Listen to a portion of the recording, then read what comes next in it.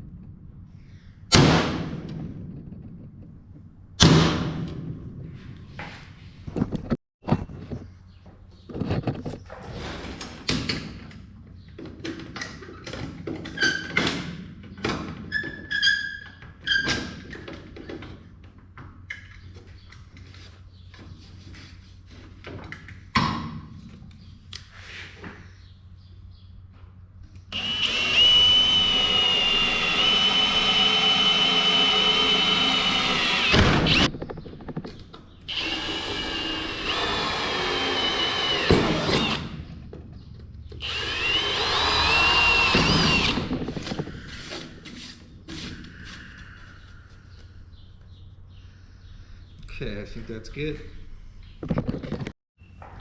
Next step is punching out the holes for the smaller gauges with the 1.5 inch hole saw. They're a little bit over that. I think they measure like 1.6, so I'm gonna have to ream all of those out. And for the larger hole, I don't have the 3 1/4 inch size that it requires for a hole saw. The biggest I have is like a 2.5, so we're just gonna go with a 2.5 and then use the reamer on that as well. Here's what we're looking like with all the holes punched out in the centers. I even drilled out the holes for the mounting position. So let's shoot these holes with the hole saw.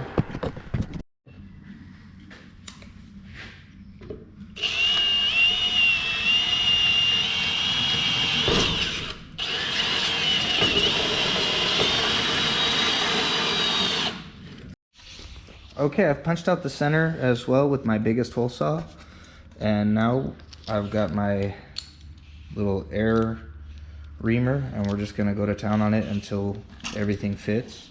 The pressure gauges are a little bit too large for the hole too, as you can totally see, so I'll be opening those up too.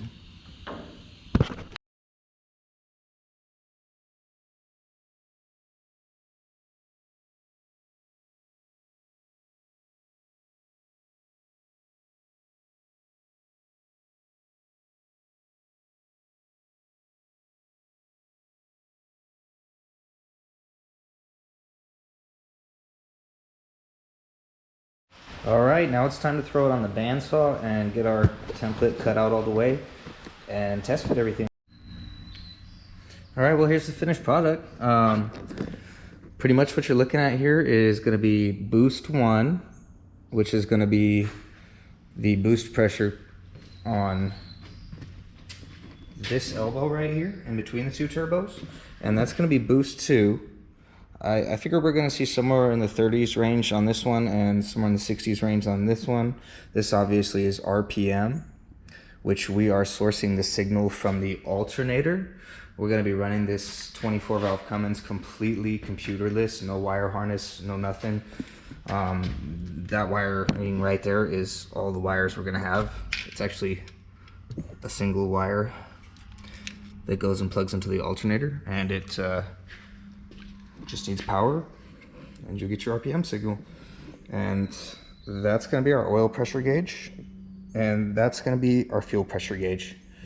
And I know that these are mechanical gauges, and a lot of people say, oh, don't run a mechanical gauge inside the cabin in case it leaks, but I'm not really too concerned about it.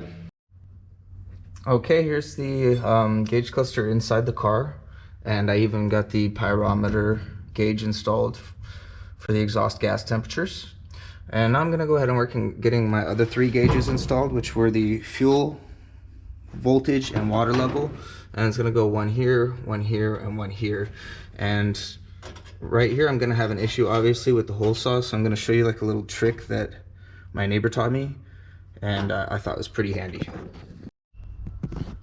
All right, and here you can see we've got our centered hole ready to shoot the hole saw through. Hole saw is not going to interfere with the screws, and you can also do the screws outside of the hole if you have room for that. I don't.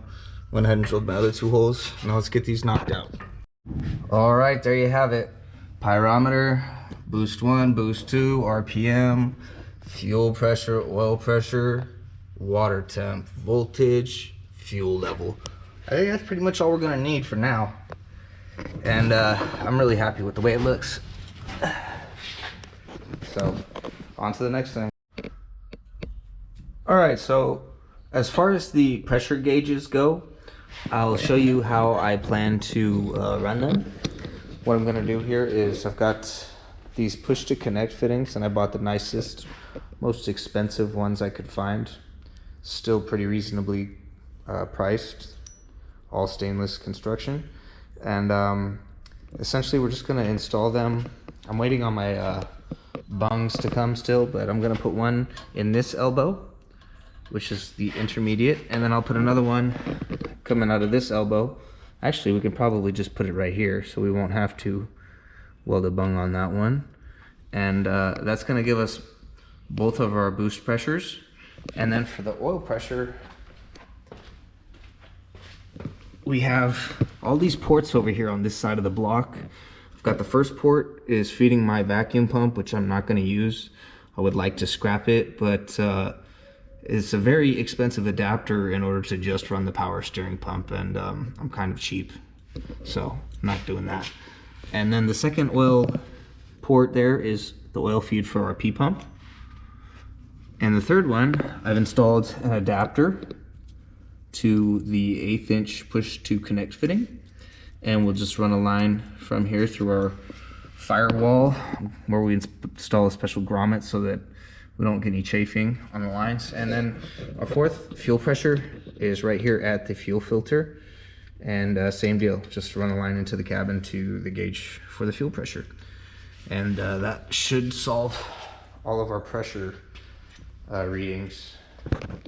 And anybody who's curious, this is what the line looks like. It's very small, but it's still reasonably thick, and it has a very high operating operating pressure, and also its operating temperatures are pretty good, so it's very resistant to heat damage and bursting as well. All right, now for the water temp gauge, I do believe this is the original temperature sender for the computer, but all of these ports along the top of the head right here will also work, and we're gonna go ahead and bust out the one that's furthest back, just because it'll mean, you know, one less wire that you have to see kind of running over the engine. So pull that out, install one of these plugs, and then install the thermal cup. Okay, so we've got our boost gauges both sourced. We've got our fuel and oil pressure gauges both sourced. we have our water temperature gauge source. The voltage gauge, obviously, you just connected into your 12-volt system. And our fuel level gauge, we do have the sender in the tank that is mounted to the body. I think I'm going to try and mount it to the frame, actually, so that it makes removing the body easier. And the tachometer, I think I already told you guys, but I'll go over it again. Essentially, most marine diesels source the RPM signal from the alternator, and the way you do that is there's a terminal inside that you have to attach a wire to. I forget what it's called. I think it's called the W terminal, but don't quote me on that. It's been a while since I did this. And basically, this wire right here will connect to that tachometer, and via a series of dip switches on the back, we will set how many poles this alternator has, and it will tell us our exact RPM. And last but not least, the pyrometer gauge. Now, like I was mentioning before, that sources the exhaust gas temperature, and where we're going to want to install it is on the back side of that 2-inch spacer that the wastegate comes off of, because that's a pretty thin piece, and it'll get into the exhaust gas stream flow best from that side. So we're gonna have to take the turbo system off, drill and tap that guy for this, looks like 1/4-inch MPT, and then we'll pretty much be, I think, ready to rock. I mean, it's already got oil in it. I've got to put the oil in the transmission still. Obviously, we still need to make the intercooler. Well, I have the intercooler. We just have to make the piping, and I have a radiator as well. So I guess we'll get started on that stuff after we get the firewall done, though.